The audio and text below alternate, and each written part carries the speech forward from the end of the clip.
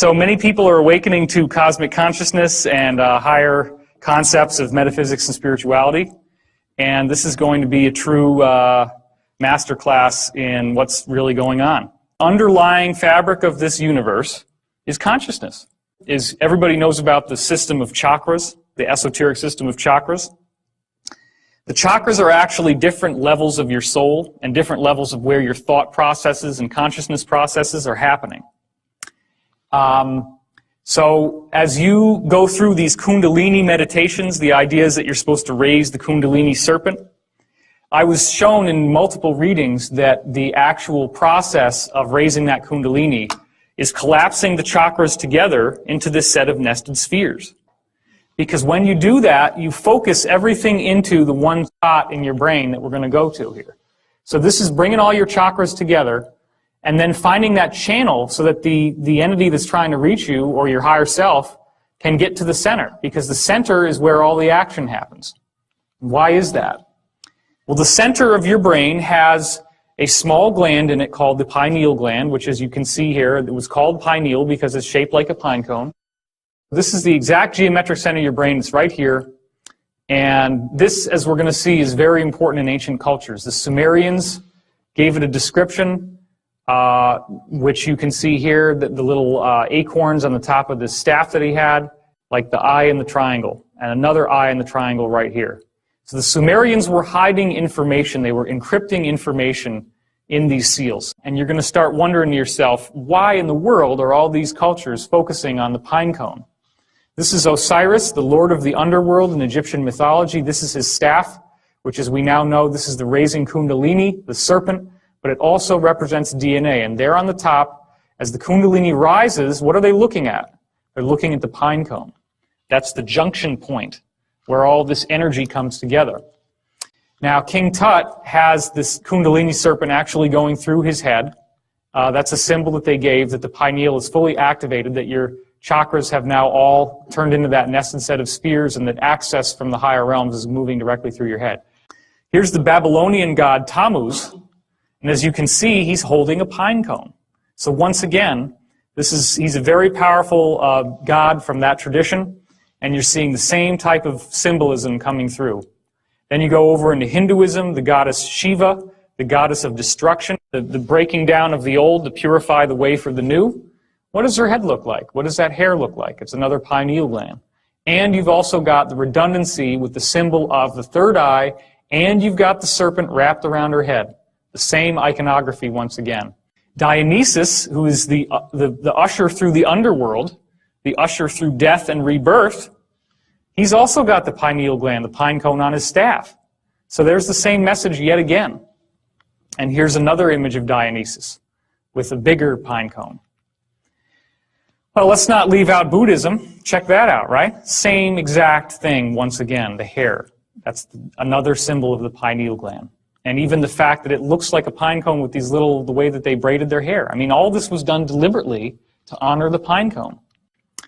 So then there's a quote from the Bible, "The light of the body is the eye. If therefore your eye be single, your whole body shall be full of light." That's Matthew 6:22.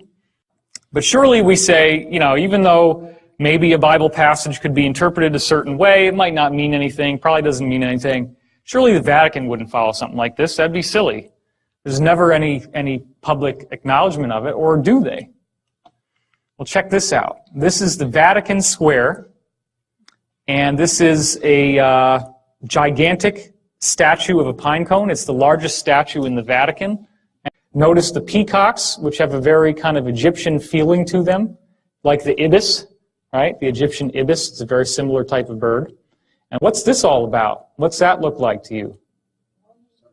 Aha, that's an open sarcophagus, just like in the King's Chamber or the Great Pyramid. What does the open sarcophagus symbolize in the Great Pyramid? No more death. The transition into spiritual life, okay? Now, what do they call this actual part of the Vatican? They call it the Court of the Pine Cone, okay? How weird is that? Well, this is what's at the bottom of that statue, okay? That's Egyptian cuneiform down there. And the lion, like the Sphinx. This is the Vatican. Is anybody getting a does not compute on this? You got the ibises around the top of the thing, okay? You got this weird mirror ball on the outside of the courtyard. You got this open sarcophagus, like in the Great Pyramid. Do you think maybe that they have a little bit more of an affinity with Egypt than we've been giving them credit for? Do you think that maybe the ancient Templars who designed the cathedrals used the same sacred geometry in the Great Pyramid in order to make those cathedrals so that they would function as consciousness resonators and amplifiers, using the domed ceiling, using the stained glass windows that have sacred geometry mandalas in them, and using the Gregorian chant, which has the tones of sacred music that then... Well, okay, I guess if we put a cross on the top, it doesn't really count as an obelisk anymore. You know, we can kind of glide on that one. Doesn't work for me. This is very much something out of Egypt. And here's the smoking gun. The actual pontiff himself carries a staff that has a pine cone in the staff. Now, you cannot tell me that all this is an accident. So, the pineal gland has been explained through conventional methods, conventional means, to some degree. They have figured out what it does by looking at how when light strikes your retina, there's a little nerve system here called the preganglion sympathetic neurons, and they move through, and the light transitions itself into your pineal gland, okay? When the light goes off, it signals electromagnetically to the pineal gland that it's time to go to sleep, which then secretes melatonin into your cerebrospinal fluid, which activates the whole brain's sleep mechanism, the whole nervous system, okay? So the pineal gland is very much associated with going to sleep. Well, that makes sense because when you go into a mystical state of consciousness, typically you have to go into a very meditative, very zoned out, very relaxed Zen type of consciousness. That's not an accident. So again, if therefore your eye be single, your whole body shall be full of light. So when you cut off the light on the outside, the light opens up on the inside. That's the melatonin mechanism.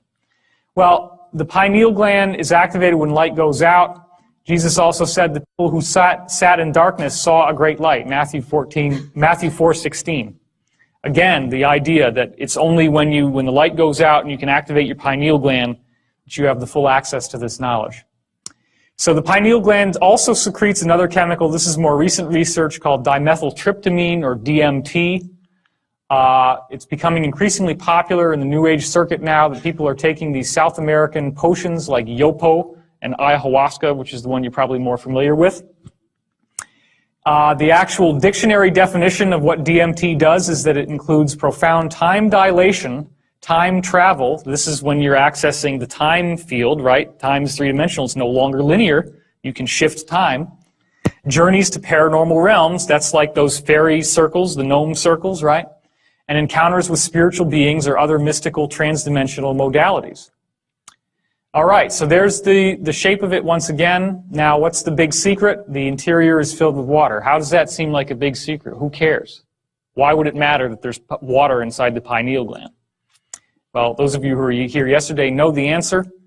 The interior of the pineal gland, the water flips in and out through time-space. We'll get to that in a second. The problem that most people are having is that the water calcifies as you age. In fact, that's how they're able to figure out if your brain has a tumor when you're getting an MRI.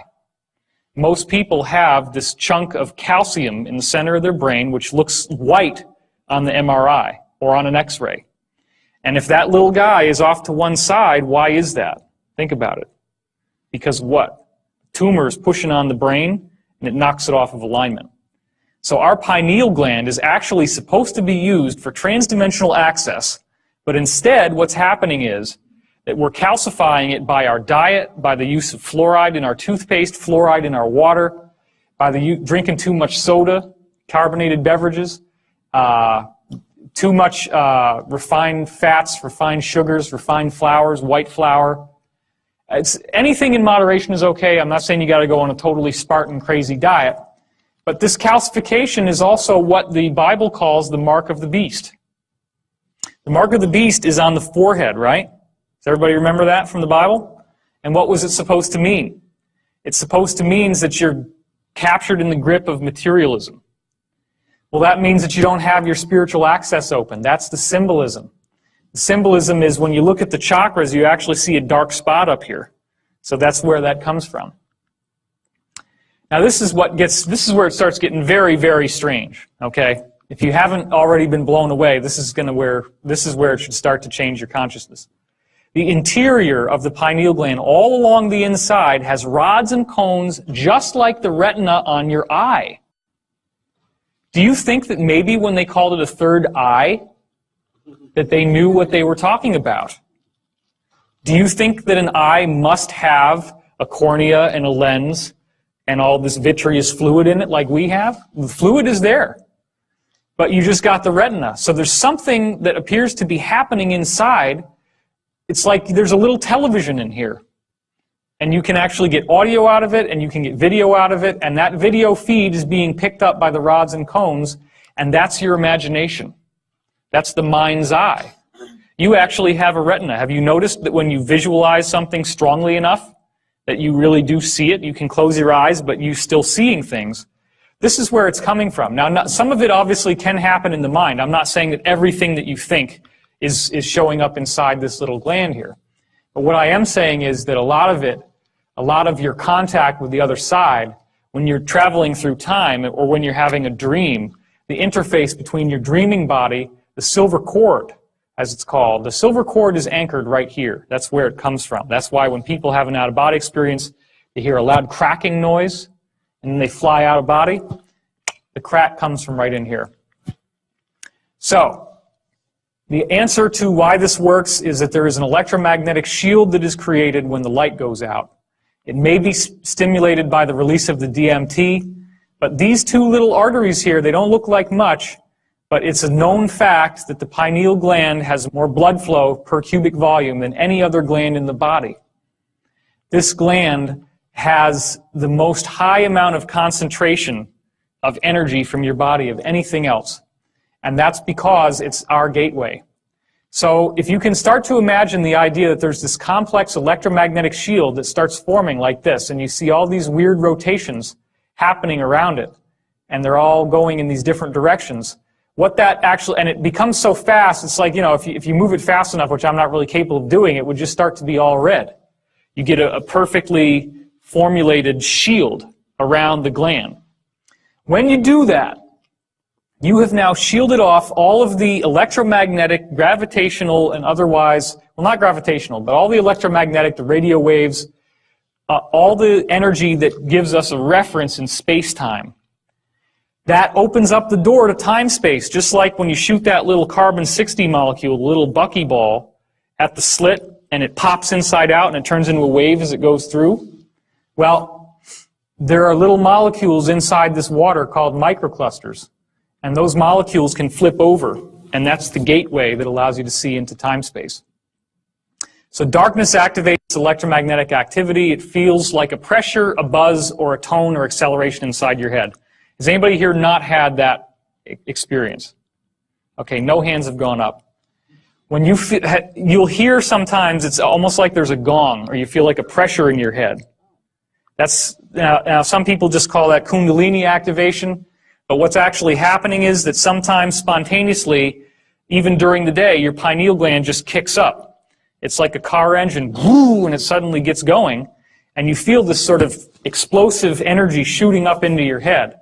This is actually this mechanism, this machinery of electromagnetic charge, zooming around, doing all these different things to shield off the water inside to give you access. So if that ever happens, if you get that tone in your ears, just try to tune into the meditative state and get really clear and figure out what's the message of that moment. A lot of times it'll be that whatever happened right before you get the tone is something really important for your spiritual evolution.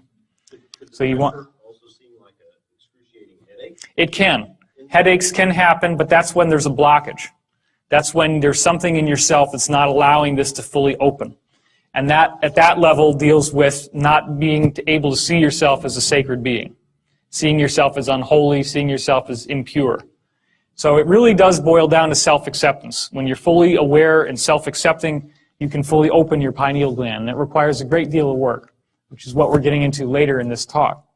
So the water becomes your conduit to time-space, the parallel reality, and then your interior retina in your third eye, because you actually do have three, records the visual images. That's what all the ancient cultures painted the bindi on their forehead for.